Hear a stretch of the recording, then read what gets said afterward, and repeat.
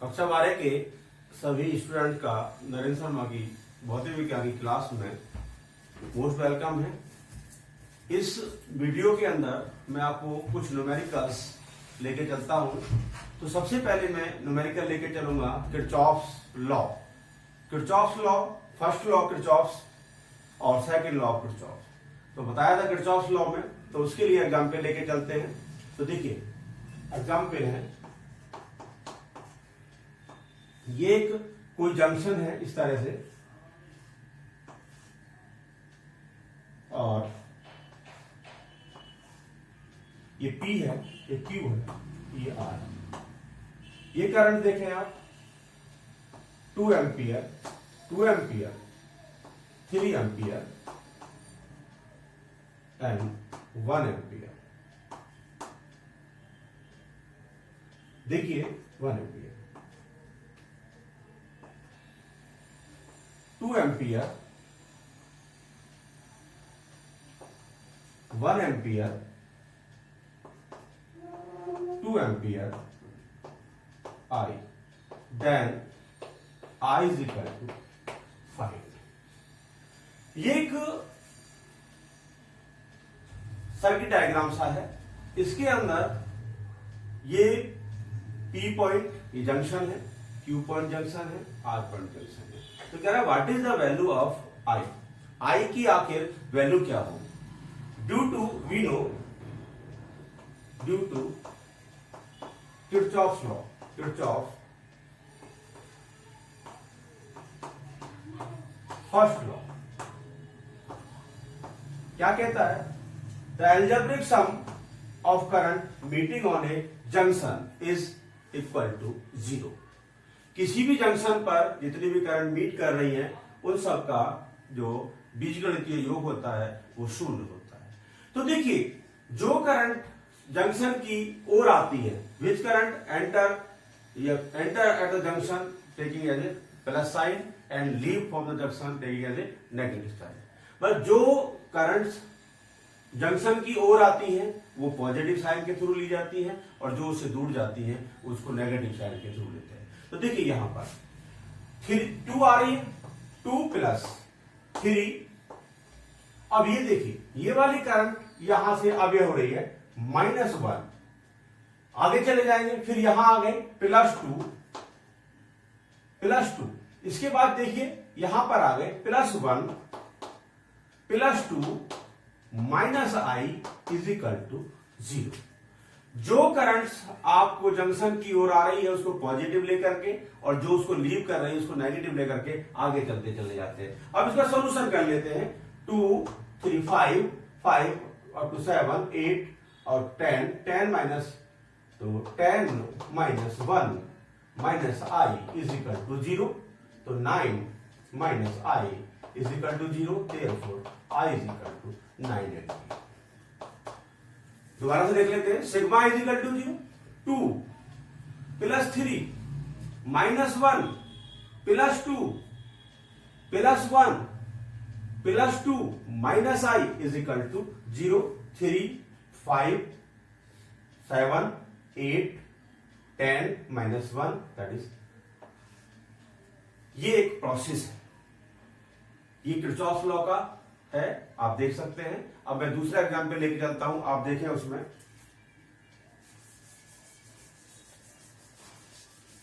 Second example, कोई square है, कुछ भी फेस है, देखें 15 ampere,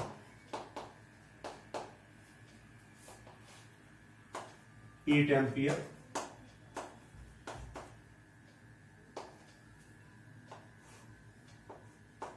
3 ampere,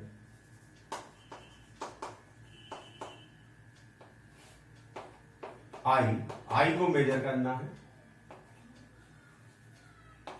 5 ampere.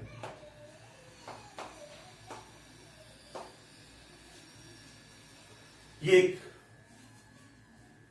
Circuit diagram है। तो कह रहा है कि what is the value of I की आखिर वैल्यू क्या होगी उसको हमें देखना है।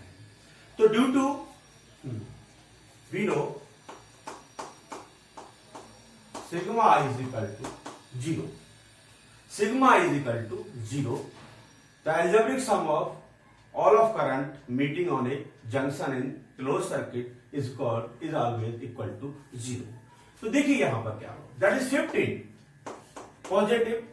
अब देखिए ये जो 8 एम्पियर करंट है वो इसी का पार्ट है, इसको हम नहीं लेंगे.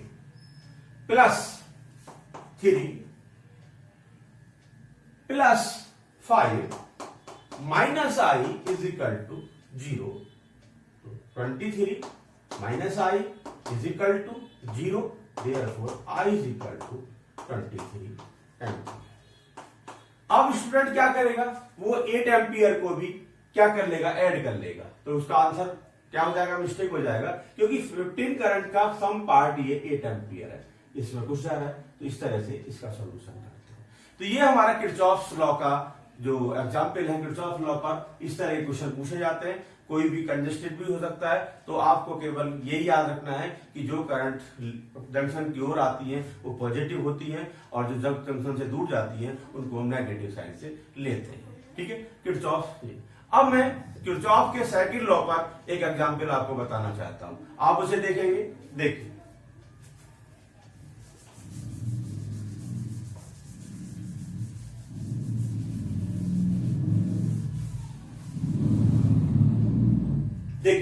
किरचॉफ का सेकंड एग्जाम्पल कोई भी हम लेके चलेंगे. देखिए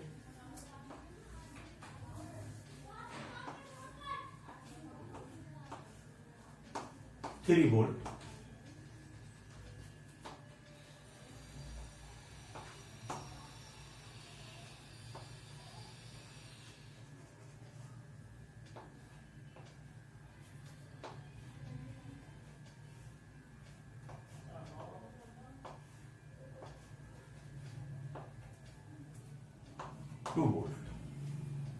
ये एक सर्किट डायग्राम हम क्लोज सर्किट बनाएंगे. ये आपका 2 ओम, 3 ओम, 5 ओम, 1 ओम, 2 ओम.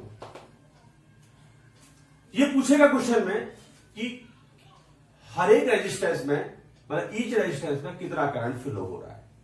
तो मैंने जनरल क्वेश्चन लिखा है, कोई बुक से नहीं लिखा है, मैंने जनरली वैसे बना दिया है.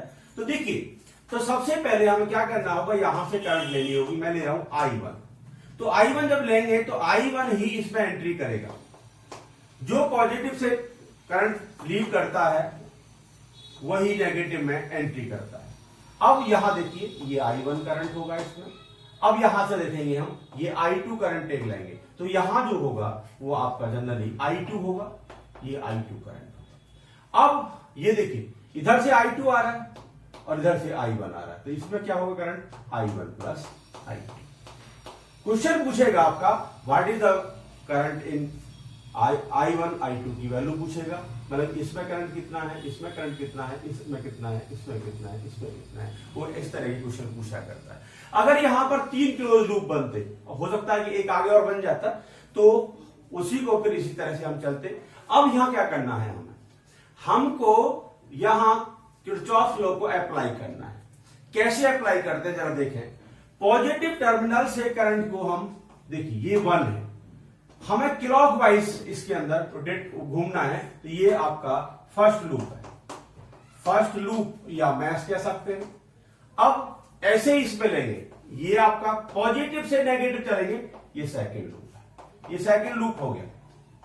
ठीक है. अब क्या करना होगा, अप्लाई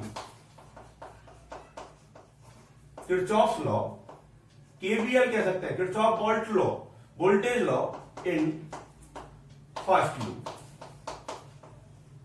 फर्स्ट लूप में हम केवीएल लगाते हैं. केवीएल बोले तो किरचॉफ वोल्टेज लॉ और किरचॉफ सेकंड लॉ. क्या करेंगे, देखिए क्या कहता है. अब यहां से स्टार्ट करेंगे. इस आर्म के अंदर कोई रेजिस्टेंस नहीं है. यहां क्या है, आर्म का रेजिस्टेंस जो है 2 ओम है. करंट कितना है, I1. 2I1 क्लॉकवाइज चल रहे हैं तो क्लॉकवाइज ही करंट आ रही है इसमें. प्लस प्लस इंडिकेट साइन होगा. 5 I1 प्लस I2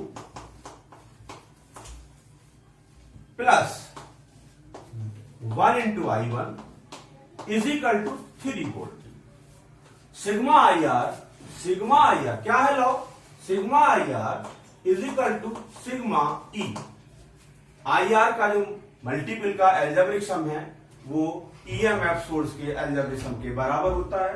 तो यहां से सॉल्यूशन देखेंगे 7i1 plus 5i2 plus i1 that is we can say that is 6i1 8i1 plus 5i2 is equal to 3। Equation number first.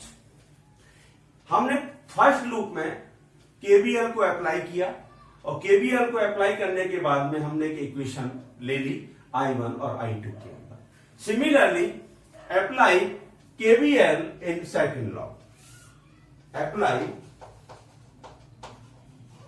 KBL Kirchhoff voltage law in second loop. Second loop के अंदर हम दोबारा से apply कर रहे हैं, देख सकते हैं आप कैसे अप्लाई करेंगे। तो यहां क्या है? वही 3i2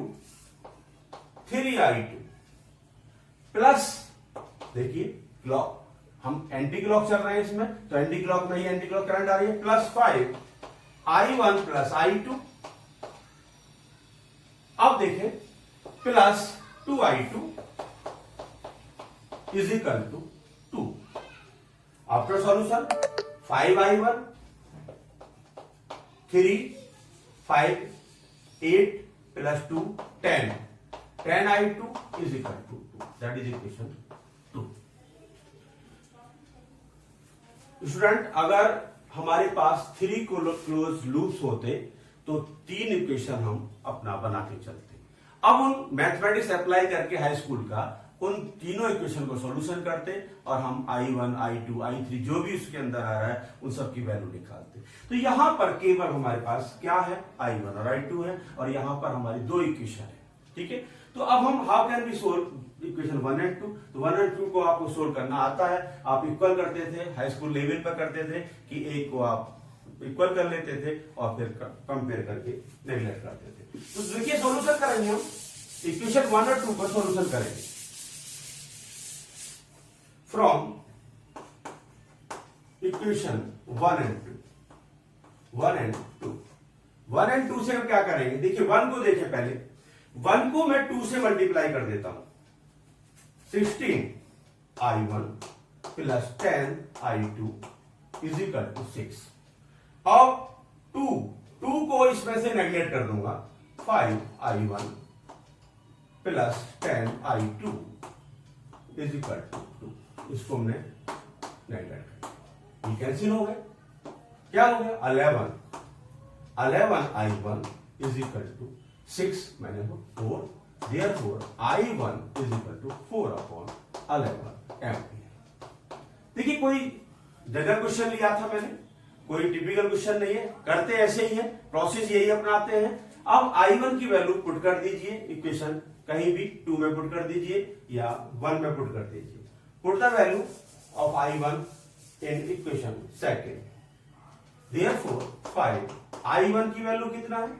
4/11 plus 10i2 is equal to 2। ठीक है, 20/11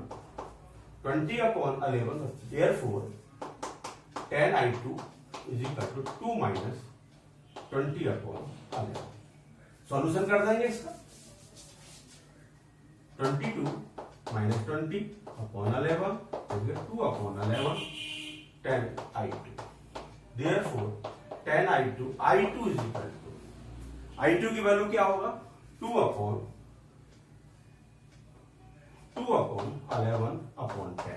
इज इक्वल टू 2/10 into 11 2/110।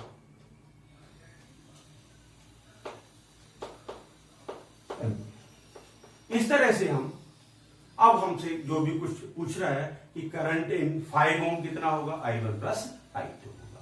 तो आप किरचॉफ सेकंड लॉ को इस तरह से अप्लाई कर पाते हैं। और देखिए अब मैं थोड़ा सा आपको आगे लेके चलता हूं। व्हीटस्टोन ब्रिज, व्हीटस्टोन ब्रिज पर न्यूमेरिकल देख सकते हैं।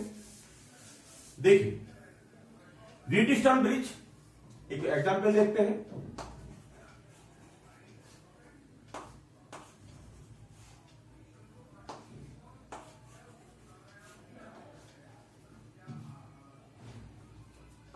देखिए ये एक सर्किट डायग्राम है ए और बी। हमें क्या करना है, ये आपका 2 ओम है, ये आपका 4 ओम है, ये आपका 3 ओम है, और ये आपका 6 ओम है, और ये आपका 5।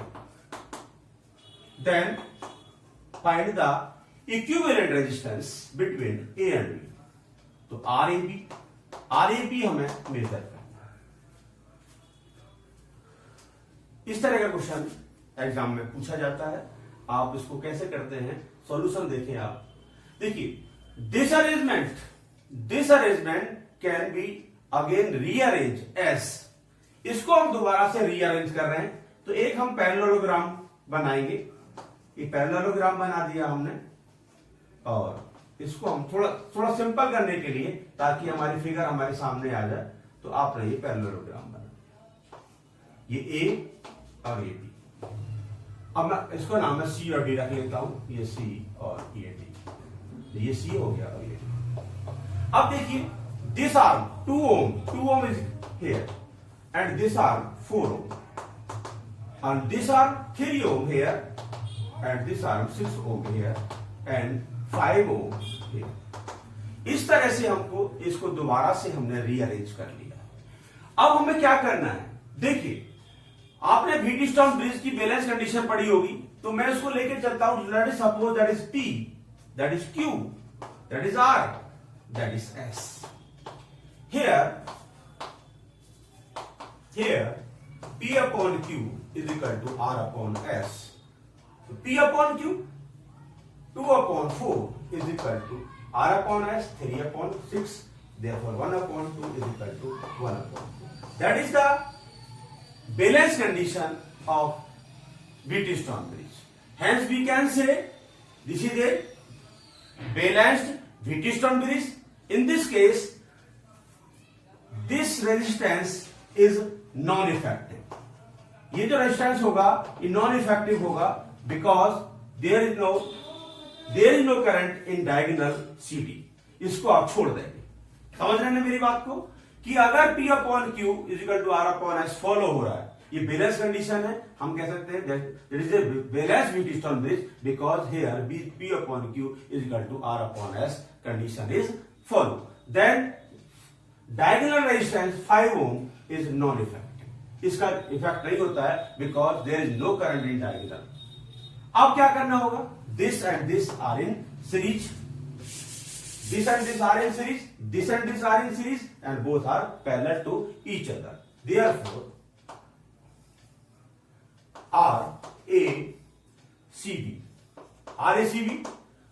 RACB, resistance of RCB is equal to 2 plus 4, because this and this connect in series, that is 6 ohm. Similarly RADB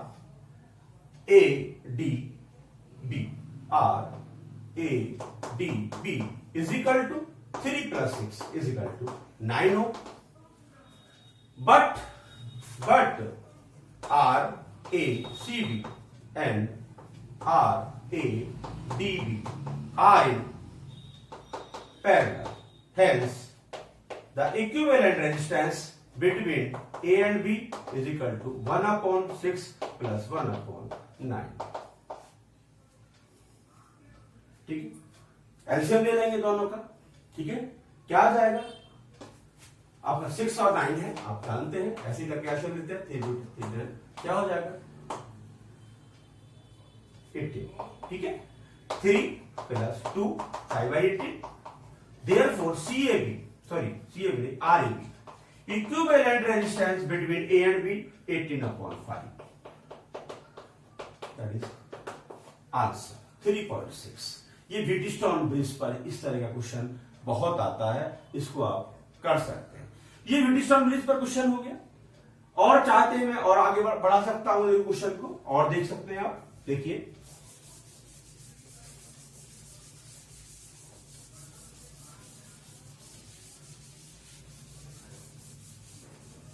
देखिए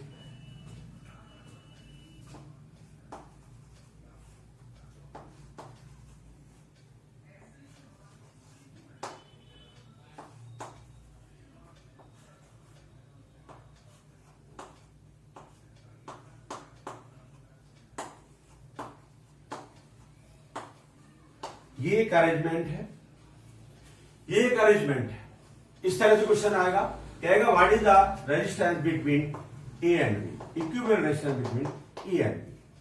तो देखिए ये जो आपका अरेंजमेंट है इसको हम रीअरेंज कर सकते हैं। कैसे रीअरेंज करेंगे इसको? इसका रीअरेंज क्या होगा, देखो जरा, इसको आप वही आपका पैरेललोग्राम देंगे, इसको रीअरेंज कर रहे हैं।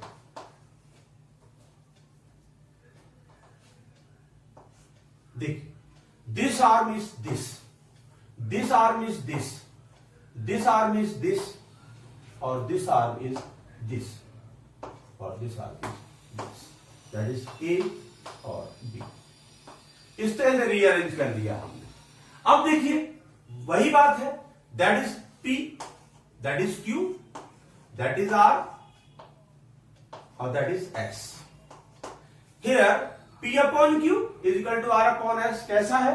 ट्रूथफुल है, कंडीशन फॉलो हो रही है, that then we can say that is non effective. Non effective होगा, R और R कैसे हो जाएंगे? सीरीज में हो जाएंगे, तो R1 जो होगा वो R plus R, that is 2R। Similarly this and this are is series also, R2 is equal to R plus R, that is also 2R। और but R1 and R2 are in parallel, then equivalent resistance between A and B, so 1 upon RAB is equal to 1 upon R1 plus 1 upon R2, that is 1 upon 2R plus 1 upon 2R, that is 2 upon 2R, that is 1 upon R, hence RAB is equal to R. This is equivalent resistance between A and B. इस तरह से हम Wheatstone bridge पर भी question कर सकते हैं। ठीक है, अब इसके बाद मीटर ब्रिज है। मीटर ब्रिज पर न्यूमेरिकल जो होता है वो आपको याद है, R अपॉन S ऐसे P upon Q is equal to 100 minus L upon L। उस पर न्यूमेरिकल करते हैं कि बैलेंस कंडीशन आखिर कहां आती है, उसको लेकर चलते हैं। ठीक है, तो इस वीडियो में ये आप करेंगे और आगे के लिए मैं फिर आपको आगे लेकर